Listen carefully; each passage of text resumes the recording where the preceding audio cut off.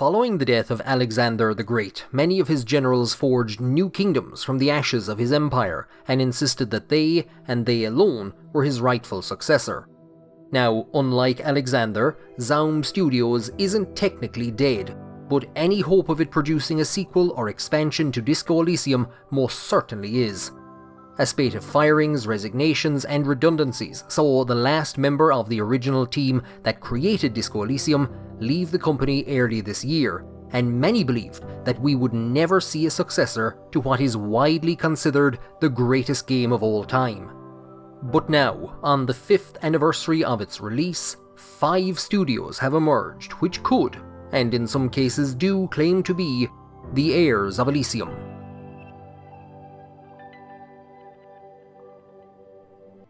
What would eventually become Disco Elysium first saw the light of day as a setting for a tabletop role-playing game created by Robert Kurvitz and played by members of an Estonian art collective that he was a part of.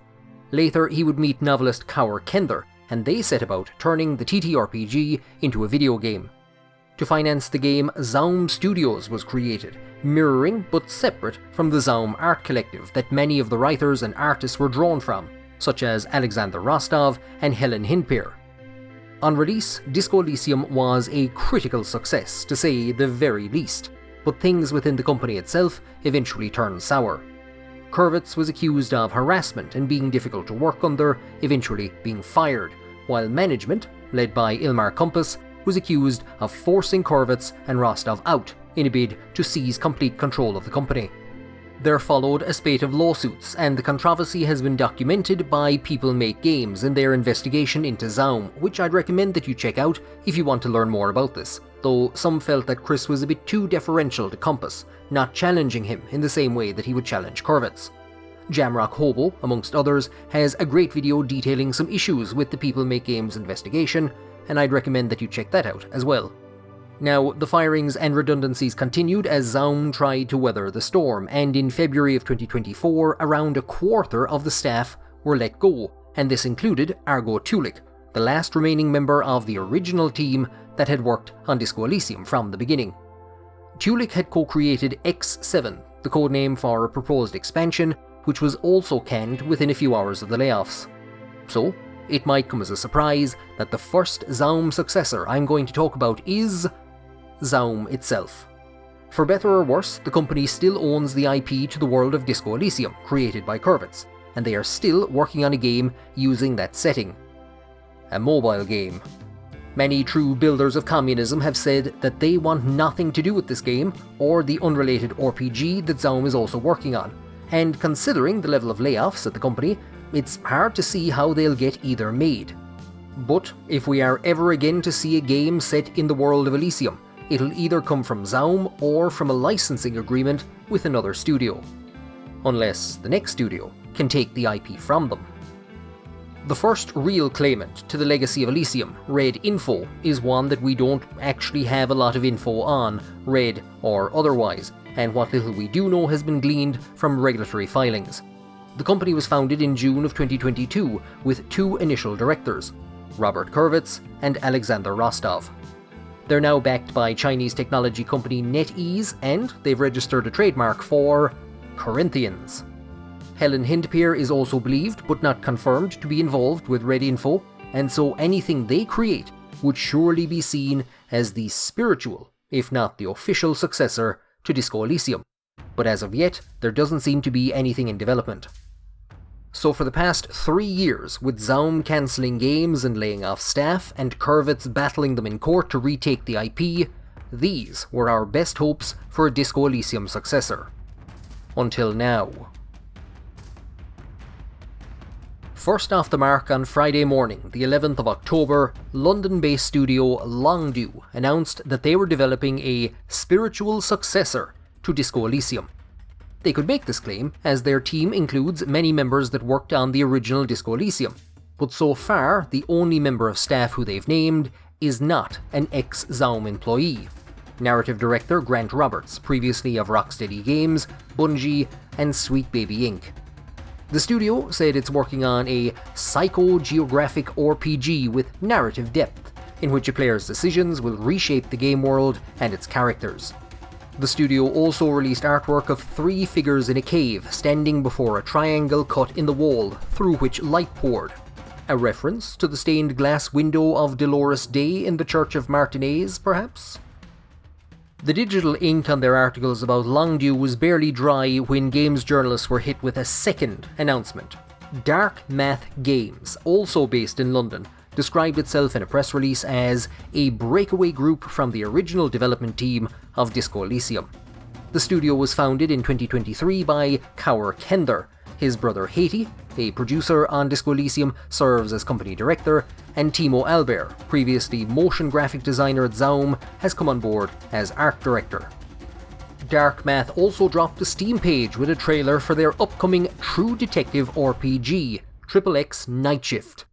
While they haven't used the term spiritual successor, the trailer very clearly evokes the opening of Disco Elysium, and the art style and the writing feel very familiar. The Steam page describes a fresh role-playing system called Volumetric, or the Volumetric system, most likely an adaptation of the metric system used in Disco Elysium. But some fans think that XXX Night Shift might be trying a bit too much to look and feel like Disco Elysium, and aren't impressed by Albert's statement that, while innovating the traditional RPG mechanics, the game would have a few less words, and a few more bullets, perhaps. In total, a lot more fun. It's technically about the CRPG genre in general, but it's hard not to see it as a veiled critique of Disco Elysium. The imprint of Kaur Kender on the studio, the man considered by many to be responsible for the upheaval at Zaum, means that some have written the project off already, and while I'm trying to be cautious and temper my expectations, it's hard to watch the trailer and not feel hyped. So this announcement was met with a flurry of activity online as articles about the Longdew announcement were updated or rewritten to reflect these new developments, and a few jokes were made about how appropriately communist it was for so many splinter groups to form. Then, in a blaze of revolutionary fervour, another claimant emerged.